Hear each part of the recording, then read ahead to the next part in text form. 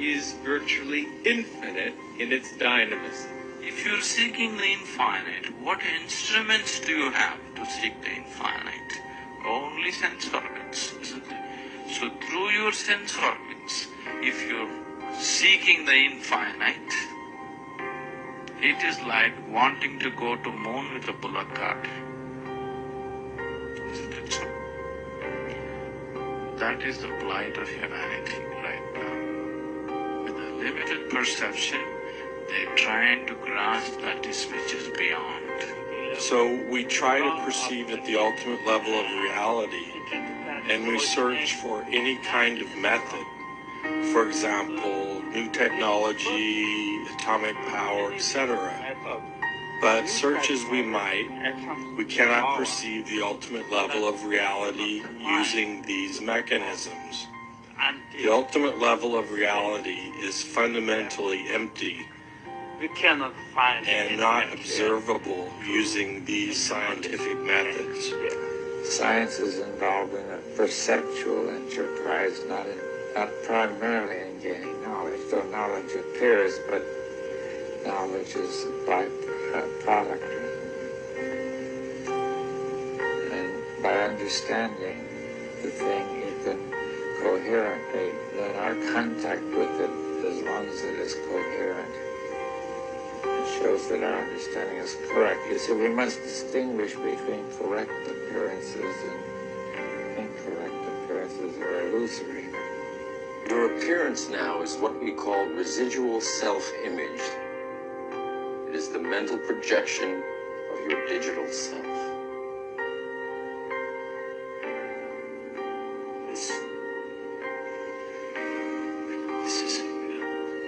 Our brains take information in and sometimes give it a form. It's not that the picture is out there, it's that we're getting data that we're turning into a picture according to our own belief systems and our own unconscious belief systems as well. We know what is going on is that light comes in through the eyes, hits the back of the retina, triggers electrochemical impulses which travel down nerve fibers to the back of the brain, where the brain very cleverly, in about 1/10 of a second, puts it all together and says, this is what it looks like out there. Well, you're creating your own reality tunnel. That doesn't mean you're creating reality. Out of reality, whatever that is, out of the infinite flux of energy, you're creating your own reality tunnel, and most people aren't aware of it. All matter is merely energy condensed to a slow vibration. That we are all one consciousness experiencing itself subjectively.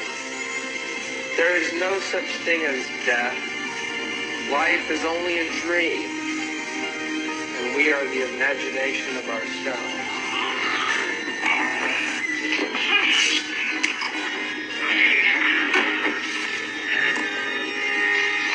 So who is in control? Are you? Am I? The guards outside? The warden in his office? Yeah? Who's in control? Testing. 1, 2, 3, 4. Dr. Ethan Powell interviewing Dr. Theo Calder. Now, this will be a very simple test. Pass or fail, life or death. Ready, sure? Now, you write on this paper what I have taken from you. What have you lost? Write it! Write it!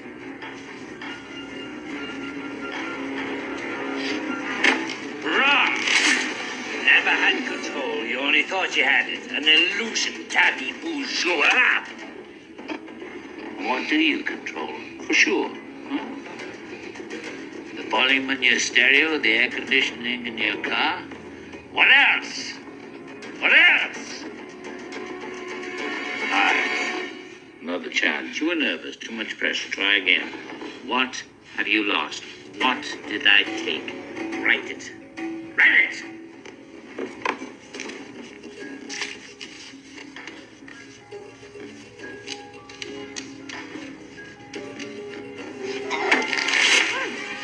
You're a fool, sure.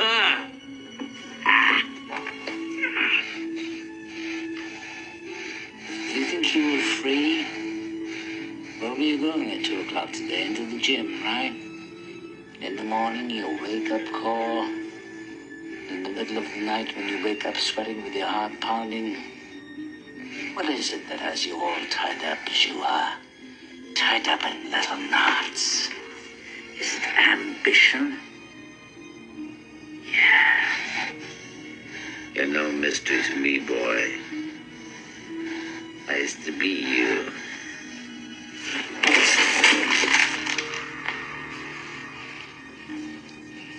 Okay. One last chance. You think I won't do it? That's one psychiatrist less to the world. I'm already deep in the pit. So what can they do to me? Last try. Get it right. What have you lost?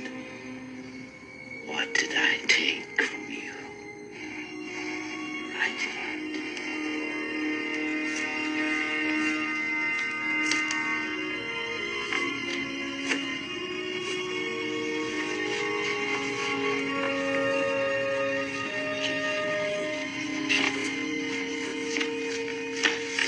Yeah. Congratulations.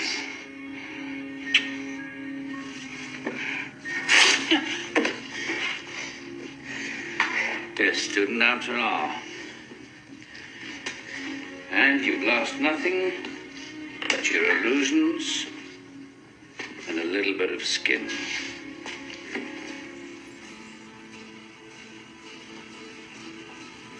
He showed him his true battlefield,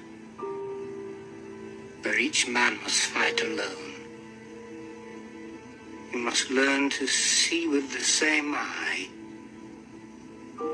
a mound of earth and a heap of gold, a cow and a sage. There's another intelligence beyond the mind.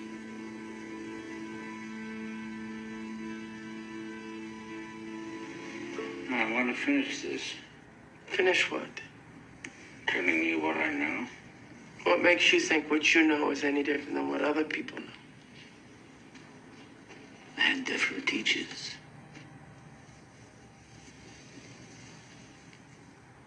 This is your last chance. After this, there is no turning back. You take the blue pill, the story ends. You wake up in your bed and believe whatever you want to believe. You take the red pill, you stay in Wonderland, and I show you how deep the rabbit hole goes.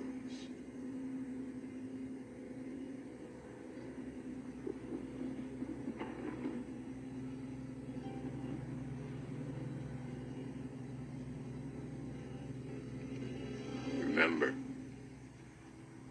all I'm offering is the truth, nothing more.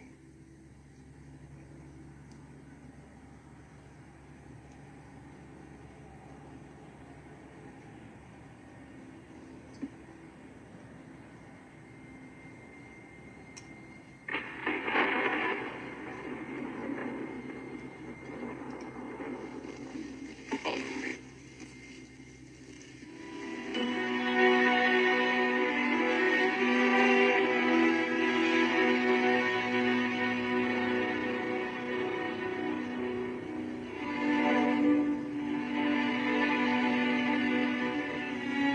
He who thinks he can kill, and he who thinks he can be killed, both mistaken.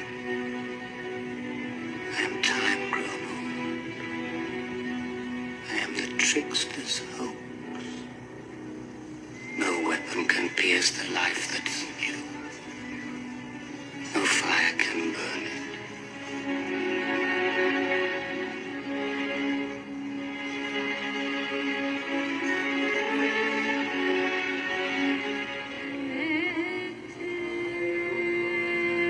What's your poem about? It's about you. Me? Yes. It's the story of your race. How your ancestors were born, how they grew up, how a vast war arose. It's the poetical history of mankind. If you listen carefully, at the end, you'll be someone else. The Bhagavad Gita illustrates the infinite scope of the Vedas. That is to say, Veda is Nitya. It's been there forever. It is Ajam and Avyayam. That is, it never had a beginning and it doesn't decrease with time. And one who has imbibed the spirit of this tremendous eternity, what kind of death can come to him? Nor indeed, what kind of harm can such a person cause to others? If someone from the West would be looking for the holiness of the Bhagavad Gita, where should he look?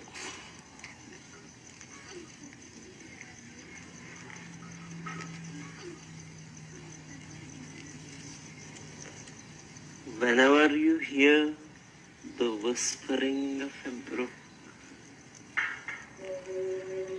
there is the entrance to divinity.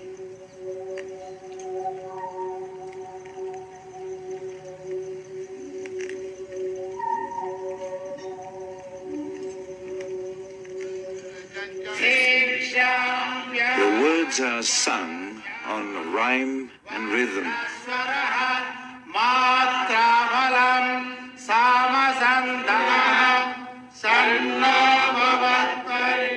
Examples of these mnemonic devices, these memory lane devices, are everywhere. But built into the Sanskrit language of the Vedas themselves is a meter, a rhythm so precise that you know exactly if you made a mistake or not.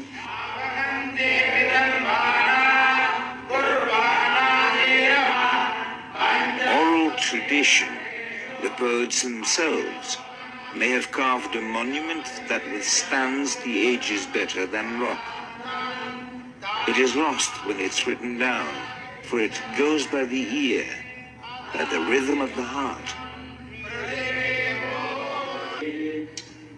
Within the Vedas and the Mahabharata, scholars have now found surprising corroboration for the extremely ancient date at which these texts were composed. The evidence is found in how Vedas and Mahabharata make mention of the stars and the skies.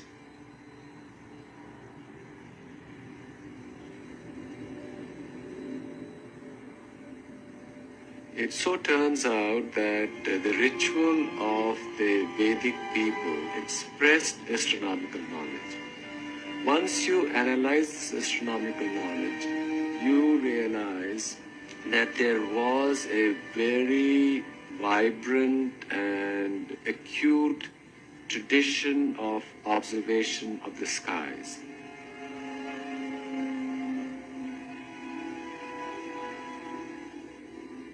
Throughout millennia, ancient India was keenly aware of an astronomical phenomenon called precession.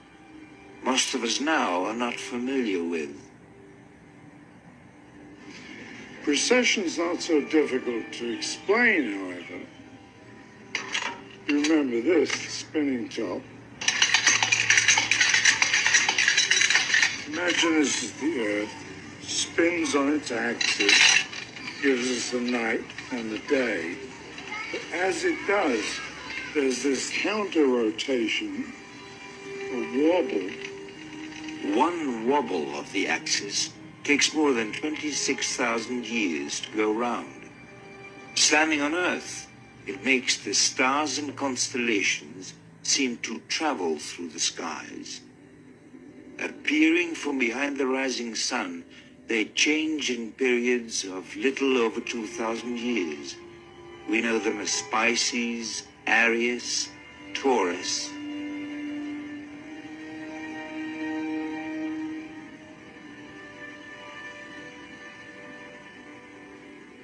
The computer shows us the skies of the past, with mention of positions of planets, constellations, and conjunctions.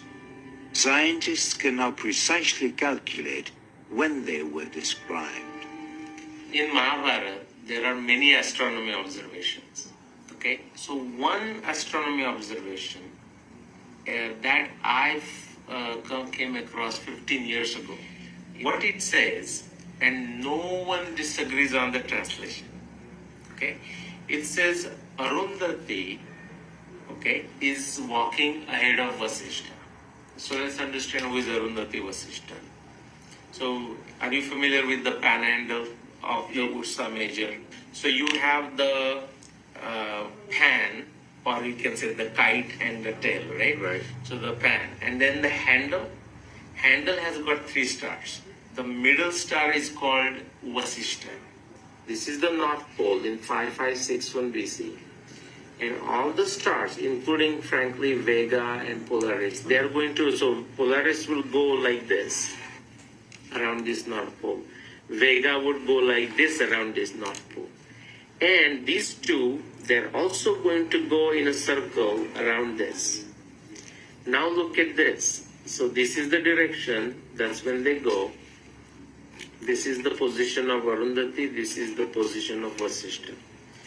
Before, in 2080, which is now, you see Vasishtha going ahead and Arundhati following.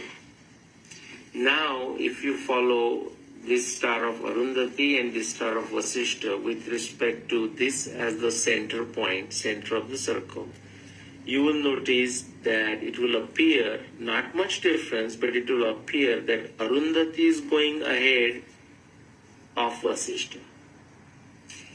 And this particular phenomenon lasted for approximately 6,500 years.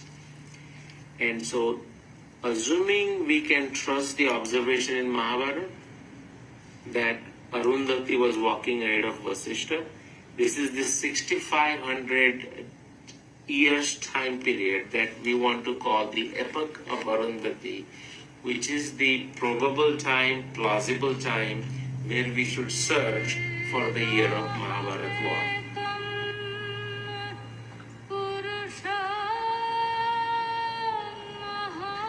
That one work can contain both so much wisdom and entertainment after several millennia is mind-boggling and without comparison.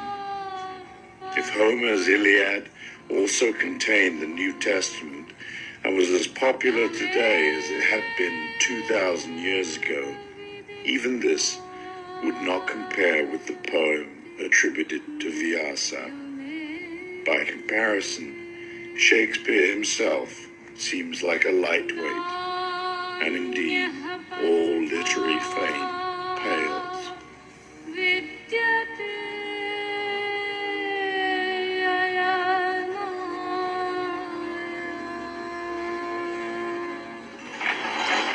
Arjuna as the commander-in-chief of the Pandavas' army, with Krishna as his charioteer, and they go in to begin the war, and suddenly Arjuna loses confidence in everything that he's about to do, and he falls at Krishna's feet and says, I cannot fight.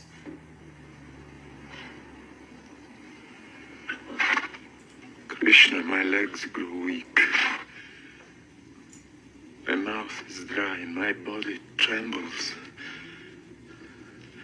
My bow slips from my hand. Uncle, cousins, nephews, and Drona, my teacher, they are all there. I can't bring that to my own family.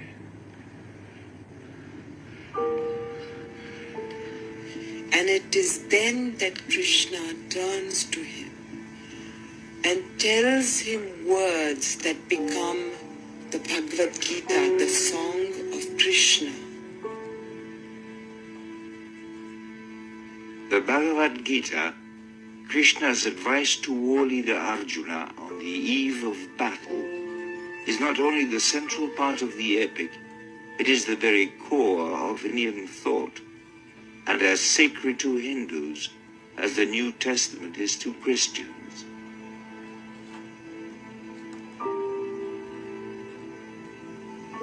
Krishna led Arjuna through the tangled forest of illusion, through all the fibers of his spirit. He showed him the deepest movements of his being and his true battlefield, where you need neither warriors nor arrows, where each man must fight alone. He taught him how the world unfolds. He spoke for a long time, very long time, between the two armies preparing to destroy themselves. What is Krishna doing? He's telling Arjuna that victory and defeat are the same. He's urging him to act, but not to reflect on the fruit of the act. He says to him, seek detachment. Fight without desire. You say, forget desire, seek detachment. Yet you urge me to battle, to massacre. Your words are ambiguous. I am confused. Krishna tells him, don't withdraw into solitude. Renunciation is not enough. You must act, yet action mustn't dominate you. In the heart of action, you must remain free from all attachment. You must learn to see with the same eye a mound of earth and a heap of gold, a cow and the sage, the dog and the man who eats the dog. There's another intelligence beyond the mind. Dharma transcends charity, doing good in this world. It's acting for the soul, irrespective of what this world demands. Everything in the Western mind says, if there's fate, there isn't free will. If there's free will, there can't be such a thing as fate or destiny. And the Mahabharata cuts that away and puts one in front of something very, very different, which is that freedom exists in a quite different way, and that one sees that the great freedom for each character is either to become himself or not to become himself.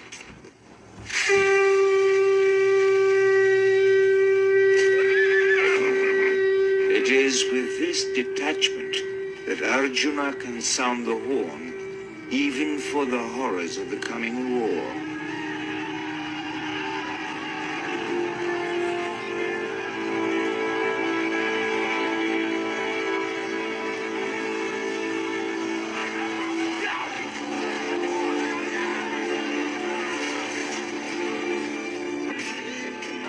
The Pandavas win eventually, but it is a victory which is to deeply trouble them.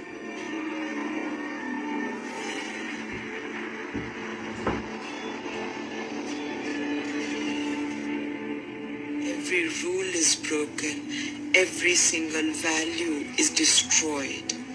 There is no difference left between the people who are good and the people who are evil.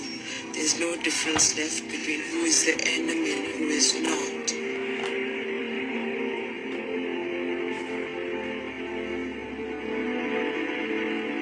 No one can calm the sense of wrongfulness in the mind of Yudhishthira, now king.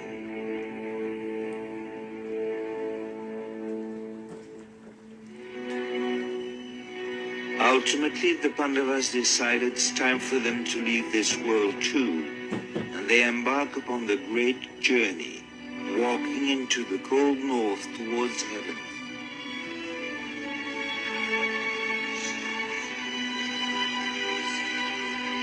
One by one, they fall into the abyss and perish.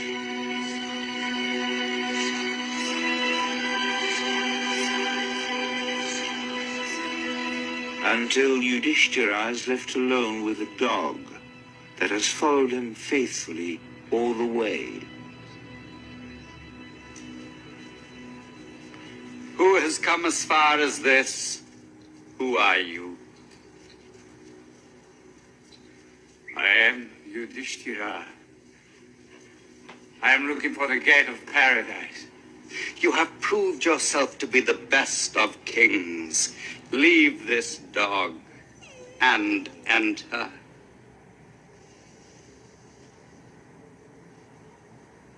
I can't leave this dog. Why? He's followed me ever since I left the city. Paradise isn't open to dogs. Leave this dog.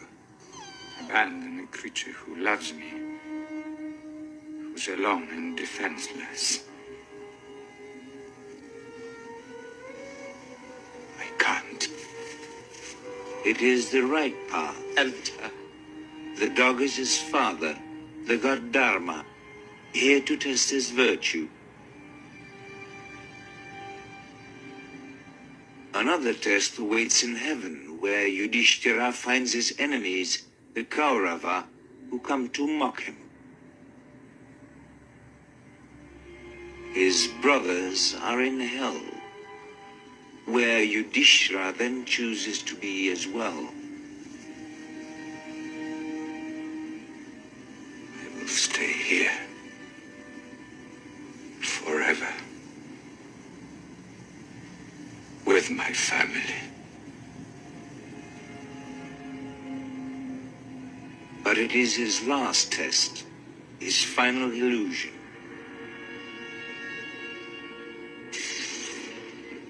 Get up.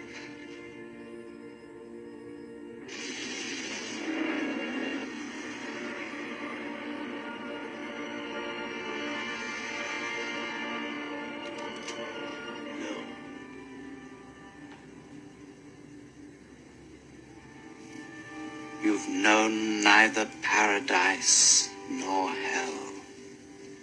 Here there is no happiness, no punishment, no family, no enemies. Rise in tranquility. Here words end like thought. This was your last illusion.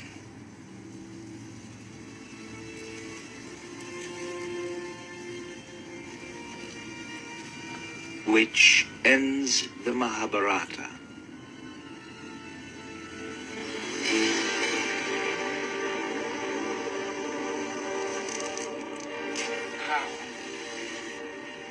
He is the one.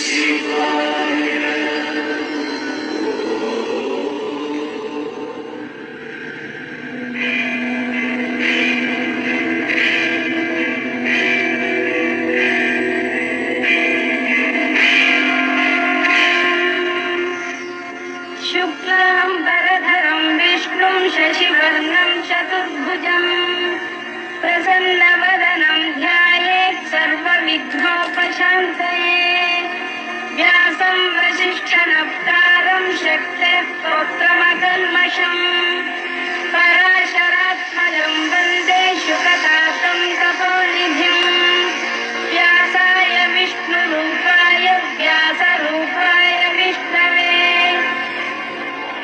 नमो वै ब्रह्मनिधये वासिष्ठाय नमो नमः अविकाराय शुद्धाय नित्याय परमात्मने सदैकरूपरूपाय विष्णवे सर्वजिष्णवे यस्य स्मरणमात्रेण जन्मसंसारबन्धनात् विमुच्यते नमस्तस्मै विष्णवे प्रभविष्णवे ॐ नमो विष्णवे प्रभविष्णवे श्रीवैशम्पाय